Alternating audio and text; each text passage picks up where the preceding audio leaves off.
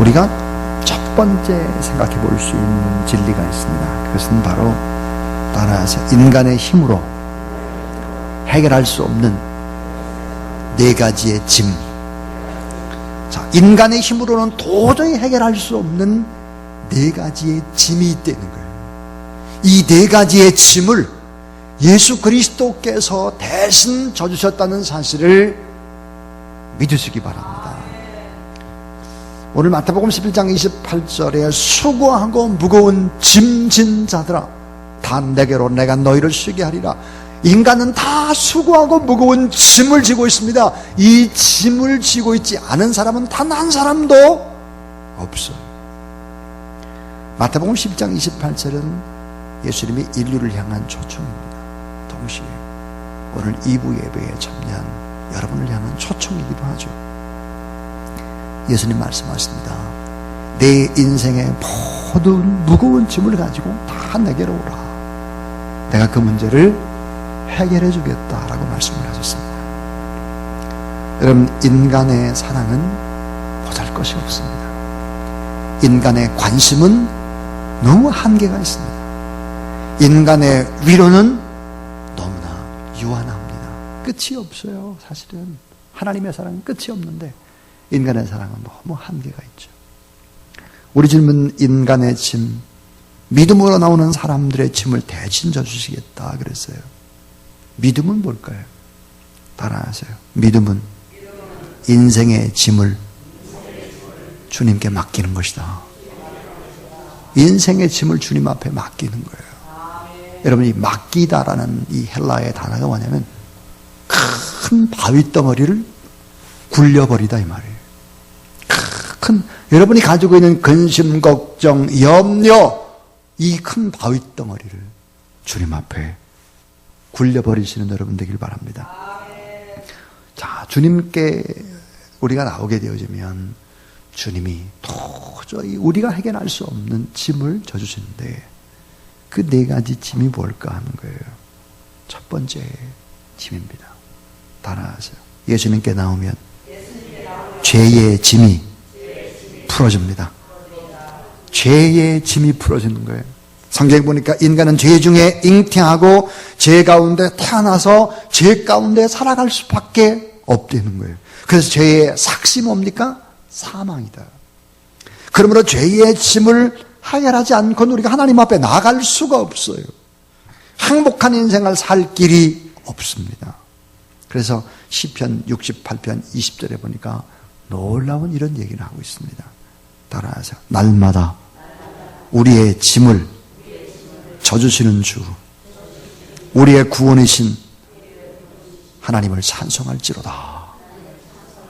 우리의 짐을 날마다 져주는 분이 계시다는 거예요. 그래서 그분을 찬양한다. 시편 68편 20절입니다. 그러니까 주님 앞에 나오게 되면 이 죄의 짐이 풀어진다는 거예요. 이게 참 신비스러운 일이죠. 여러분, 이런 생각을 하셔야 합니다. 누군가 내 곁에 있다고 생각해 봐요. 나를 너무너무 사랑하는 사람이 내 곁에 있어요. 그분이 어떤 얘기 하나를 해요. 이렇게 턱 던져요. 잘 될 거예요. 믿어요. 잘하셨잖아요, 지금까지. 이런 말 한마디가 여러분 얼마나 큰 힘이 되는지 몰라요. 그 말을 믿고 그냥 앞으로 그냥 진군하죠. 인간의 말이 아니라 하나님의 말이라면, 진리의 언어라면 이게 얼마나 여러분 인간의 위로를 받고 힘을 얻을 수 있겠습니까? 주님께 나오면 죄의 짐이 풀어진다. 날마다 그 짐을 져주신다. 두 번째, 따라하죠. 예수님께 나오면 가난의 짐이 풀어집니다. 그렇습니다. 가난의 짐이 풀어진다는 거예요. 여러분, 예수 그리스도를 잘 믿는 나라 치고 가난한 나라는 거의 없습니다. 가난할 리가 없어요. 왜? 예수 그리스도의 삶과 정신과 그 인격과 그의 가치관이 그렇게 만들질 않아요. 여러분, 세계 지도를 펼쳐놓고 국민소득이 5,000불 이상 되는 나라를 한번 찾아보시고 이렇게 표시를 해놓게 되면은 놀라운 사실 하나를 발견하게 됩니다. 예수 그리스도를 믿는 나라인지 안 믿는 나라인지를 알아보면은 여러분이 찾아낸 국가 가운데 한 50개국 중에 거의 90%가 기독교 국가거나 아니면은 기독교를 환영하는 나라들이 대부분입니다.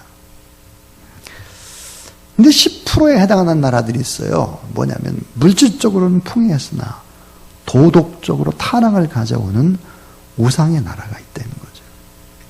우상 숭배하는 사람의 그 사람이나 그 국가는요, 두 가지 방향으로 흐른다는 거예요. 이게 성경이에요.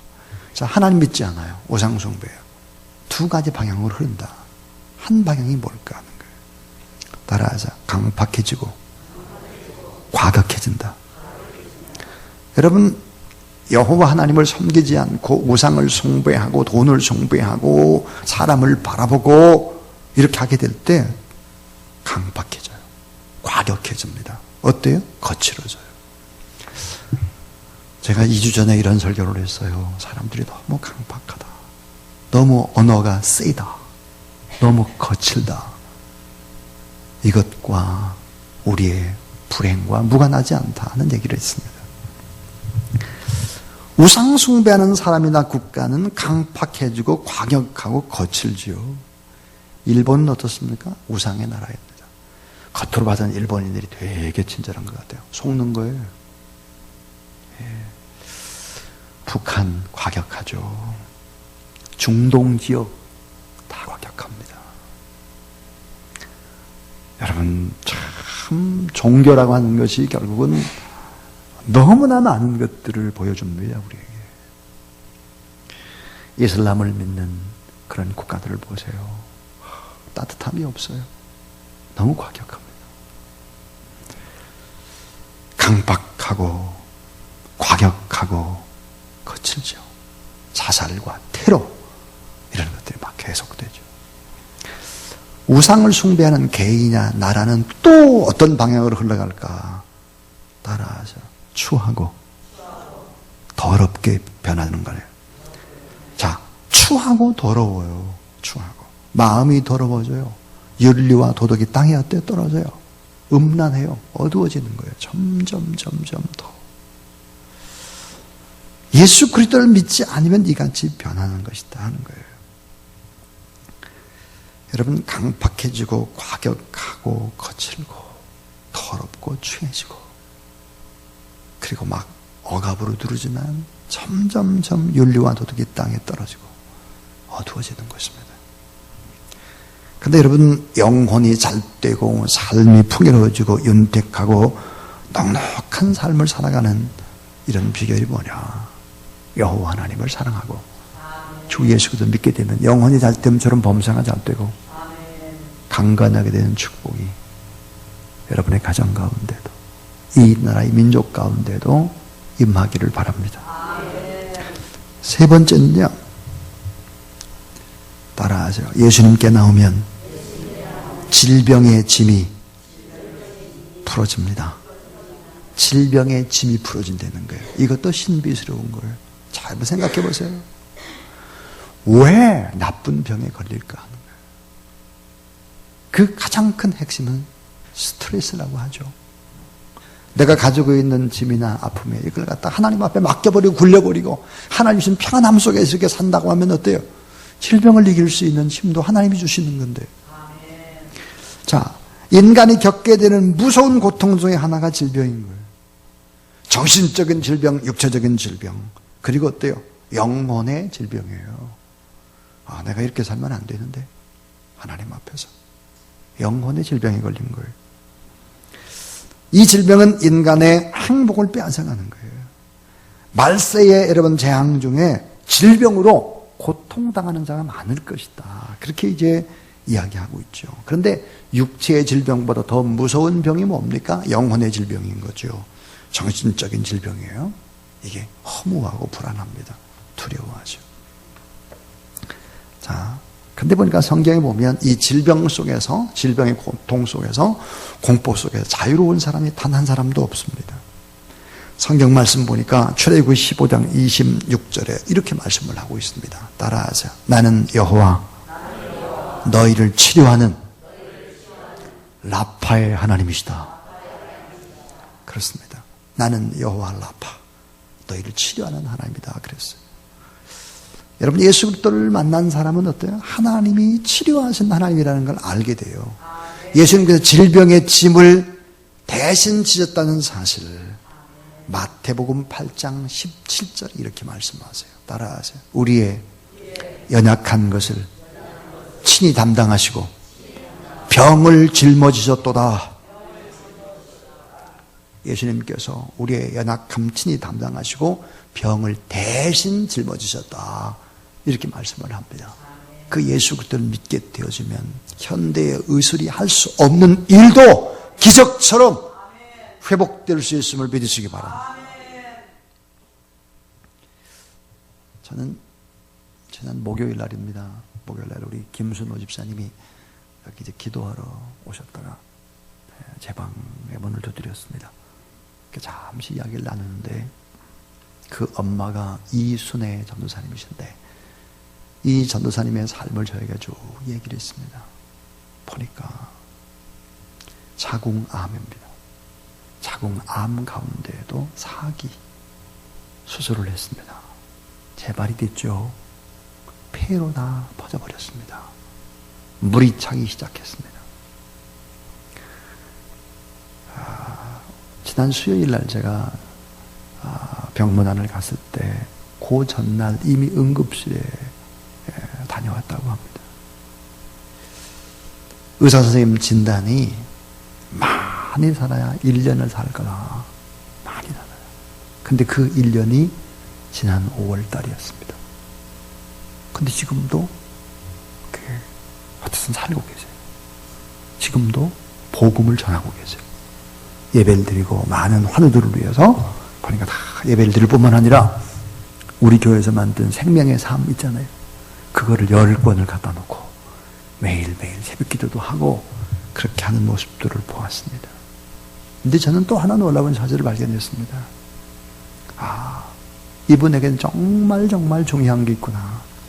그것은 영혼의 질병이 아니라 아직도 마음의 찌꺼기 같은 고민과 질병이 남아있구나 하는 것을 발견했습니다.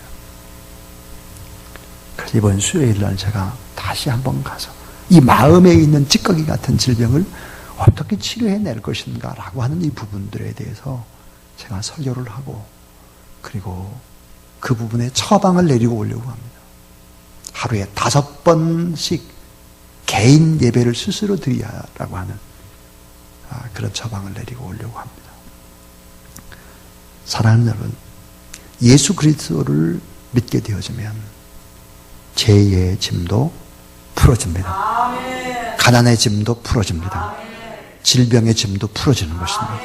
믿으시기 바랍니다. 주님을 믿는 신앙의 세계에는 의술이 많이 살아야 1년이다. 6개월도 못 살 수 있다. 그런데 어쨌든 간에 지난 5월 달이 1년이었는데 지금까지도 사시면서 복음을 전하고 있어요. 복음을. 하나님이 함께 하시면 더 큰, 오히려 건강할 때보다 더 병들었을 때 복음이 더 효과적으로 전달되게 될 것을 믿습니다. 제가 원장 선생님을 잠깐 만났는데 원장 선생님이 그런 얘기를 했습니다. 목사님, 이순애 전사님이 얼마나 밝은지 꽃입니다. 꽃. 행복 바이러스입니다. 그렇게 얘기를 하더라고요. 마음이 참 기뻤습니다. 여러분 생각해 보십시오. 자궁암 재발해서 폐까지 전이되고 물은 차오르고 그러면서도 환하게 밝게 복음을 전하고 있는 모습들. 아마 하나님께서 더 강건하도록 이끌어 줄 줄로 믿습니다. 근데 여러분, 이런 세 가지의 기적, 여기서 끝나질 않아요. 기적은 예수를 믿게 되면 놀라운 기적 하나가 더 있습니다. 그게 뭘까요? 따라하죠. 예수님께 나오면 죽음의 짐이 풀어집니다. 예. 죽음의 사자가 오늘 밤에 찾아온다고 생각하십시오. 그럼 여러분, 죽음 이후의 삶을 내가 준비했는가 하는 거예요. 내가 죽음 이후의 삶을 지금 준비했는가 내가. 사람은 반드시 죽거든요. 반드시 죽어요. 여러분, 불신자는 죽음 이후에 심판이 있다 그랬고, 하나님을 믿는 사람은 심판이 아니라 우리가 이제 세움을 하시죠. 상급을 주려고. 그렇게 되는데, 심판 후에는 두 세계가 있는데, 영생 복락을 누리는 천국의 삶이 있고, 영원히 다시 나올 수 없는 고통받는 지옥에서 영생을 누리는 것이 있어요. 여러분, 천국에서 다 영생 복락을 누리는 그런 여러분 될 수 있기를 바랍니다. 자, 죽음 이후에 준비한 세계, 아름다운 세계에 들어갈 확신을 가지고 있는가 하는 거예요.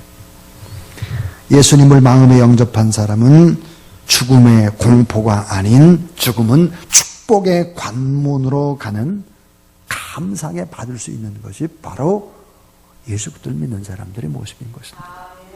죽음 그 자체도 축복이 되는 것이죠. 자, 예수 그리스도만이 해줄 수 있는 것이 뭘까? 죄의 짐을 받아주시고, 가난의 짐도 받아주시고, 질병의 짐도 받아주시고, 죽음의 짐도 받아주시는 것입니다. 따라하세요. 수고하고 무거운 짐진 자들아, 다 내게로 오라. 내가 너희를 쉬게 하리라. 그렇습니다. 오직 예수 그리스도만이 여러분에게 이런 네 가지의 문제를 다 해결해 주실 뿐만 아니라 여기서 끝나는 것이 아니에요. 여러분, 보너스가 있습니다. 그게 뭘까요? 따라하세요. 예수 그리스도를 믿으면 이 땅에서도 기적을 맛봅니다. 예수님을 믿으면 이 땅에서도 기적을 맛봐요. 그게 뭐냐? 많고 많은 것 가운데 세 가지만 얘기한다면, 예수 그리스도를 믿게 되면 첫 번째가 뭐냐면 행복하게 됩니다. 또 자유하게 됩니다. 아름다운 변화의 기적이 있습니다. 제가 최반석 집사님에 관한 얘기했지 않습니까? 최반석. 근데 그분이 꼭궁에 가서 복음을 지금 전하고 또 함께 최순서 교사님과 아름다운 삶들을 살아갑니다. 교회를 5개째 건축하게 되는 것입니다. 이번에 건축을 하게 되면 긴 시간, 너무나 긴 시간이죠. 그분이 변화돼서 그런 열매가 맺혀지기까지 참 긴 시간이죠. 그러나 참 돌아보면 아름다운 변화가 있다는 생각이 듭니다. 하나님이 정말 실수하시지 않으시는 좋으신 하나님이다. 믿으시기 바랍니다. 예수 그리스도를 믿게 되면 자유함이 있는 거예요. 죄에서 자유함, 질병에서의 자유함, 가난에서의 자유함. 여러분 좀 가난하면 좀 어떻습니까? 제가 오늘 일부 예배에도 그런 설교를 했습니다.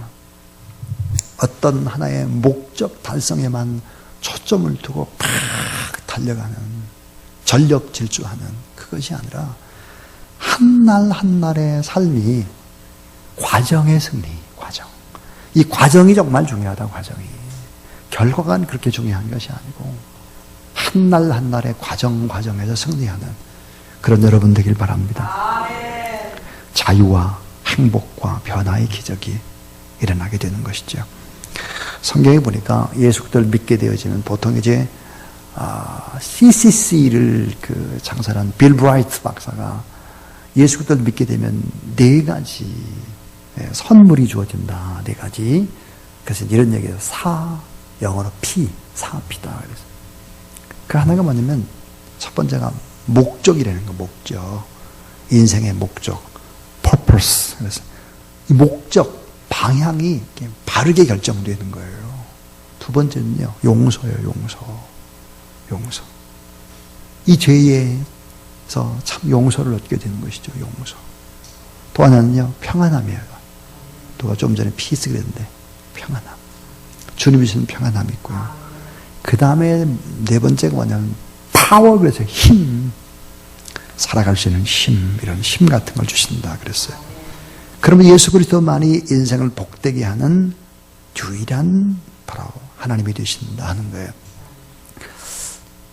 여러분 오늘 예배 드릴 때 스스로의 인생을 한번 돌아보세요. 내가 우연히 이 땅에 태어나고 두 사람과 우연히 나왔다. 이렇게 생각을 하면 어리석은 것입니다. 왜냐하면 한 인간이 우연하게 태어날 확률, 이게 몇 프로가 될까 하는 거예요.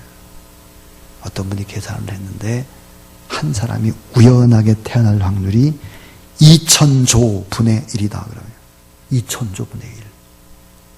네? 그러니까 불가능하다 이 말이에요. 우연하게 태어날 수는 없다는 거예요. 특별한 선택으로 하나님의 은혜로 태어나서 오늘 이 자리에 앉아있다는 사실을 믿으시기 바랍니다. 그래서 예수 그리스도를 믿는 사람들은 마지막 결론이 뭐냐면 예수님을 믿는 사람들은 어떻게 되느냐. 오직 예수 그리스도를 절대화시키면서 살아가야 되는 거예요. 그럼 예수님을 절대화시키게 되면요, 모든 것을 상대화시킬 수 있습니다.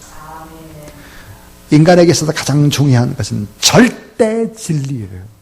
내가 붙들어야 될 절대 진리, 흔들어야 될 깃발, 이게 있어야 되는데 절대 진리가 없게 되면 어때요? 자유 없어요. 행복 없어요. 아름다운 변화 잘 안 됩니다.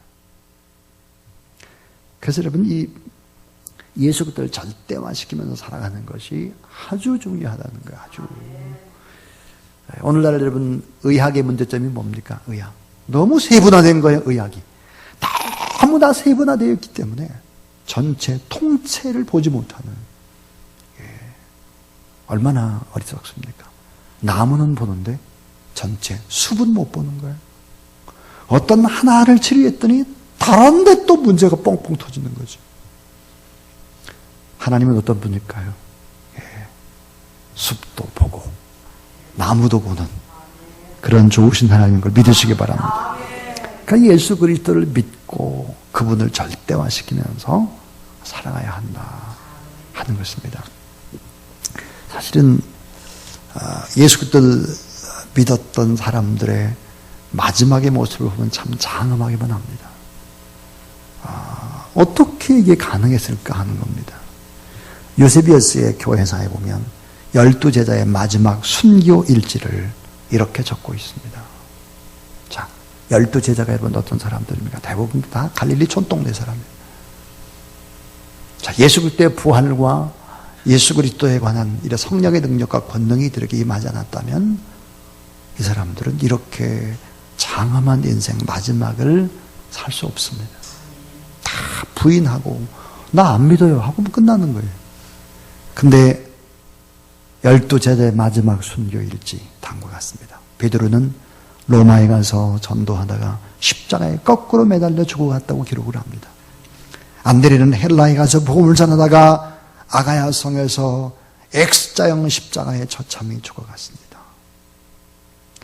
야고보는 예루살렘에서 헤롯에게 칼로 목베임을 당하고 말았고, 요한은 주님이 십자가상에서 부탁하신 대로 예수님의 어머니 마리아를 끝까지 돌보았으며 도미니안 황제 때 끓는 기름가마에 던져졌으나 죽지 않자 요한을 박해하던 무리들이 놀라서 반모섬으로 유배를 보냈다. 거기서 요한은 요한계시록을 쓰고 죽었다는 거예요. 빌립은 소아시아에 전도하다 교수형을 당해 죽어갔고, 바돌로메는 알마니아에 가서 전도하다 죽었는데 살가죽을 벗겨서 참수에 처해졌다 그럽니다. 도마는 인도에서 창에 맞아 죽어갔고, 마태는 에디오피아에서 칼로 죽음을 당했고, 다데오는 메소포타미아에서 활에 맞아 죽어갔고, 작은 야고보는 예루살렘 탑에 던져져서 돌과 곤봉으로 맞았으나 다시 살아나 톱으로 쓸려서 처참하게 죽어갔습니다. 시몬은 페르시아에서 폭도들에게 습격을 받아 죽어갔고, 가롯 유다 대신에 뽑혔던 마띠아라는 제자는 에디오피아에 가서 전도하다가 돌에 맞아 죽어갔다고 기록을 하고 있습니다. 여러분, 진리가 아닌 허구를 위해서 이렇게 자기 목숨을 던질 수 있겠습니까? 예수의 십자가의 죽으심을 목격한 사람들, 그리고 예수 그리스도의 부활이 사실이 아니라면 이렇게 12제자가 처참히 죽어갈 수 있겠습니까? 이것이 진리가 아니라면 자기 인생 전체를 주님 앞에 걸 수 있겠습니까? 만약에 예수 그리스도가 진리가 아니라면 제일로 꼴불견, 제일로 초라한 인생을 사는 사람이 있습니다. 누굴까요? 바로 저일 겁니다. 그리고 우리가 파송한 선교사들일 것입니다. 이정보 정정의 선교사가 보내온 편지를 보세요. 뻥까야. 그곳에서 복음을 전하면서 교회가 세워져서 너무 다행이다. 74세 할아버지, 휠체어 타고 오는 청년, 중고등부 청년 리더들이 그런 아름다운 삶을 살고, 이게 다 얼마나 웃기는 얘기입니까? 조금 전에 들었던 이 진리가 아니라면 우리는 정말 불쌍한 사람이에요. 조사랑교회 교인들 전부 다 불쌍해요. 저는 얼마나 불쌍한지 모르겠어요. 얼마나 피곤한지요. 이 코가 다 헐었어요. 입이 뭐가 났어요.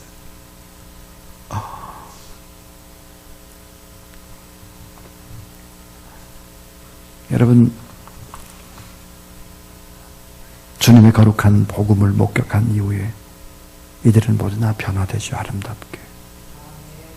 이 모습을 봤다면 오늘도 주의 복음을 위해서 헌신하는 것을 조금도 힘들어하지 않고 주님의 나라를 위해 더 적극적으로 아름답게 헌신하는 그런 여러분이 될 수 있기를 주님의 이름으로 축원합니다.